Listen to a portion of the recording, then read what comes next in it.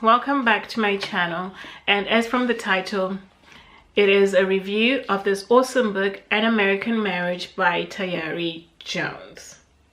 Without much further ado, let's just jump right into it. Yay! Okay, if my childhood were a sandwich, there would be no meat hanging off the bread. We had what we needed and nothing more. That line in that book, I think it speaks to a lot of people's childhood. You know, you had what you needed and nothing more. So I'm going to try to do this review and not give as much spoilers as possible. Right? Oh, where to start unpacking with this book? Because first of all, this was an excellent read. This is my first Tayari Jones book, and I got this book in the earlier part of March, and I read this book like in 3 days. That's how great it was. I remember there was a Saturday where I was just like, I think I started this book on a Thursday, Friday, and then the Saturday I just devoted that Saturday to finishing. It's my favorite read of 2018. I know we're still like early part of the second quarter of the year, but this is my best read so far. I've read several books already, and I feel like it's one of my top reads, period. Not just 2018, you know, like people always say, mention some of your top reads. This is definitely going into that catalog. So many layers to this book, and it's one of those books that I had to step away from before reviewing it, which is why this review is coming at a later date. And also because I had to digest this book. This book, the best analogy that I can use is, you know, when you have a really great dessert and you eat this great dessert, and then you just don't want to drink wine, you don't even want water, you don't want anything else spoiling how you savor that taste of that food in your mouth, because you're just like, this was so yummy, I just want this taste to linger for a little while. That's how I felt when I read this book. I was like, this is so good, this is so many emotions that I want to unpack, but I want them to linger for a while. So I actually didn't read another book for like a week and a half after I finished this, and it was by choice. It was by me just appreciating the art that Tayari Jones used in this book. The writing was incredible. There's so many layers, and as I've said before, and messages that this book offers. She was quickly able to draw me into the relationships of the characters and actually get me to care and invest and empathize with the characters right from the beginning of the book. The people in this book are real people.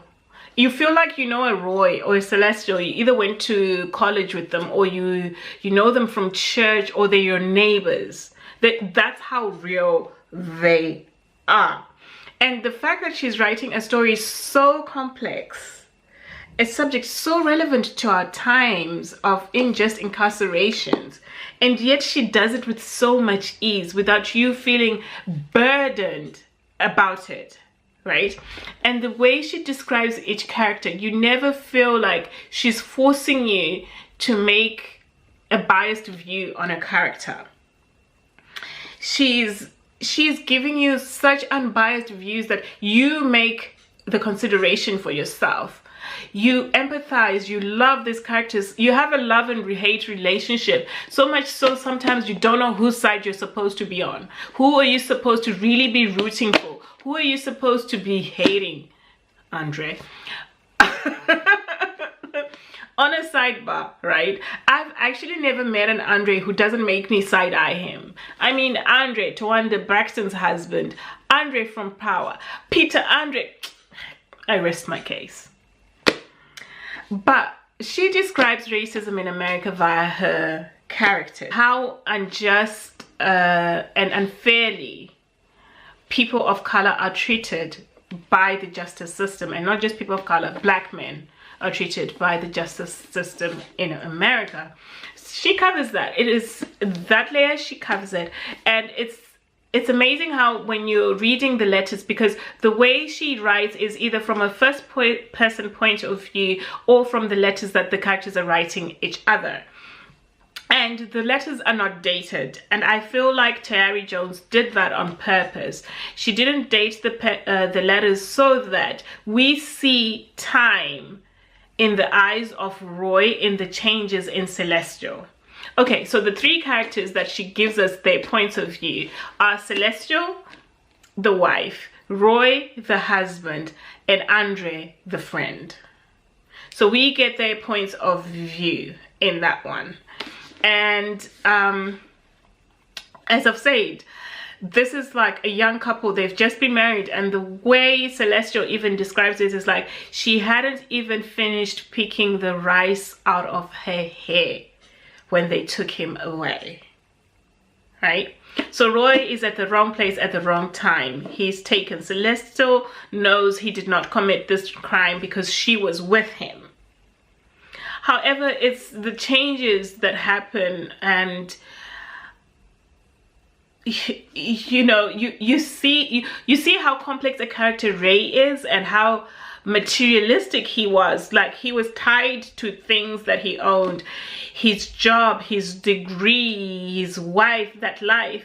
But even though those things did not serve him from the injustice of the American justice system. All those accomplishments, they did him no favors at all. You know, he's still wrongly incarcerated. And then he does get released after several years. However, he comes out to find things have changed. The fathers in the story, I love them, especially Big Roy and his love for his wife. Listen, there's a place in my heart for Big Roy. There is. It's just here. So this book is about family. It's about obligation. This book, of course, as the title says, it is about marriage. You sustain that marriage, and if the person is taken away for longer than you've been married. And also, what makes family, and how does our own family bind us, the past bind us to our present?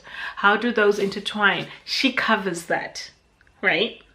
So this story, heart-wrenching, and sometimes the suspense is killing you, because you know, you're reading, you're like, will they, won't they, will they, won't they? You're rooting, you're like, maybe not, will they? Yeah, maybe, you know what, maybe wrong move. But it's a topsy-turvy journey. It's like a roller coaster of emotions that you go through, but a good one, right? You go through emotions. It's heart-wrenching, but it is a brilliant read.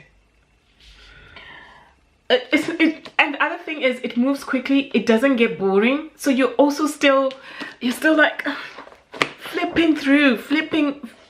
You really are. Linda, honey, listen. This book is a good book. It's